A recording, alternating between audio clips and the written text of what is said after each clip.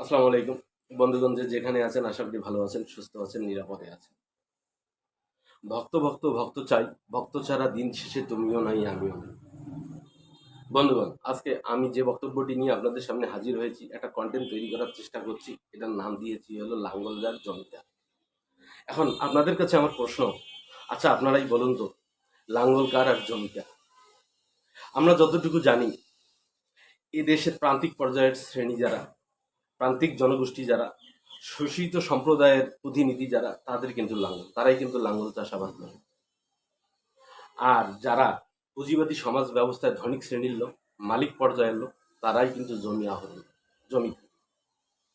তো আমরা সারাদিন শ্রম বিক্রি করে অর্থের বিনিময়ে যে লাঙ্গল পরিচালনা করে ফসল ফলাই, সেই ফসল কিন্তু শেষমেশ দিন শেষে ধনিক শ্রেণীর লোকজন নিয়ে যায়।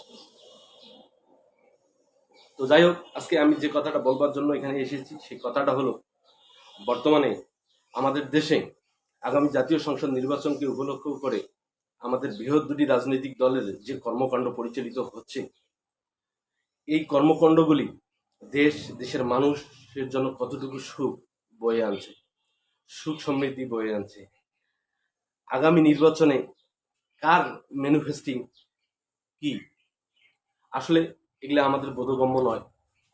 এই যে সমস্ত কথা দু দলই বলছে, এগুলা অসার কথাবার্তা মাত্র।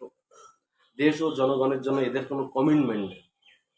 তাই দুই দলকে বলছি যে আপনারা এমন কিছু কমিটমেন্ট করেন, যে কমিটমেন্টকে উপর উদ্বুদ্ধ হয়ে দেশের জনগণ আপনাদেরকে ম্যান্ডেট দেয় এবং সেই ম্যান্ডেট নিয়ে রাষ্ট্র ক্ষমতা আহরণ করেন। আপনারা চিন্তা করতে কি পারেন যে একটা সদ্যজাত শিশু যখন পৃথিবীতে জন্মগ্রহণ করে, তখন সেই শিশুটিকে পৃথিবীর আলো বাতাস দেখাতে গিয়ে একটা মায়ের কতটুকু রক্তক্ষরণ, কতটুকু কষ্ট পোয়াতে হয়, এমনকি তার জীবন বাসনও কিন্তু ঘটে। তাই আমি আপনাদেরকে বলি, বাংলাদেশের 17 কোটি জনগণের একজন প্রতিনিধি হিসাবে, যে কষ্ট করবেন না, জনগণের জন্য কিছু করবেন না, শুধু আপনার লাঙ্গল আপনার জমি করবেন, তা তো হয় না। আজকে বাংলাদেশের যে রাজনৈতিক অবস্থা, আগামী 2 মাস পরে অর্থাৎ সেপ্টেম্বর অক্টোবরের দিকে বাংলাদেশের কি অবস্থা আসবে আমরা চিন্তা করেও পাচ্ছি না, আমরা শঙ্কিত হচ্ছি।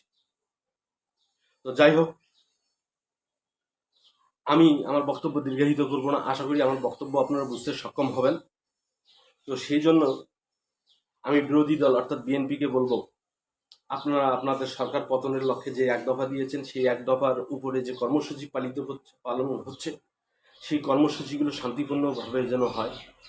আপনারা নিয়মতান্ত্রিকভাবে এই কর্মসূচি পালন করেন। আর সরকারকে বলছি, আপনারাও একটা দেশের অভ্যন্তরে সুষ্ঠু পরিবেশ তৈরি করুন, দলমত নির্বিশেষে একটা সুষ্ঠু নির্বাচনের পরিবেশ তৈরি করুন, নির্বাচন করুন।